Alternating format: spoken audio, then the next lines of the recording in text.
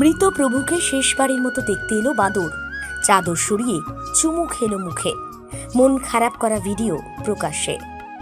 মৃতদেহ শোয়ানো আছে খাটে, ঠিক তার মাথার সামনে এসে বসেছে একটি বাদর। অবলা প্রাণীটি স্নেহের টানে যোগ দিতে এসেছে এক ব্যক্তির শেষকৃত্যে।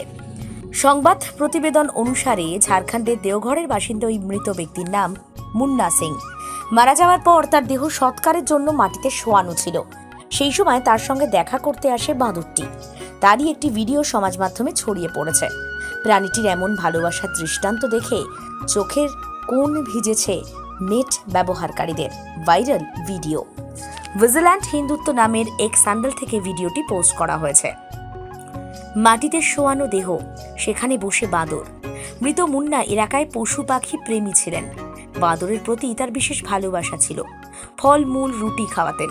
ভিডিওয়ে দেখা গেছে খাটের পাশে মৃতের মুখের চাপা দেয়া চাদর সরিয়ে পরম মমতায় চুমু খেতে শুরু করে বাদরটি। হোক না সে অবলা, তবু ভালোবাসায় কোনো খাদ নেই। মৃতদেহের পাশে বসে চুপচাপ যেন শোক প্রকাশ করলো। এ দৃশ্য দেখে অনেকেই আবেগাপ্লুত হয়ে পড়ে, অনেকেই বাদরের সামনে মাথা নত করে। মন ছুঁয়ে গেছে এই ভিডিও নেটাগরিকদের। সকলেই বলছেন মানুষের সঙ্গে প্রাণীর ভালোবাসার বন্ধন কতটা নিবিড় হতে পারে, এটাই তার প্রমাণ।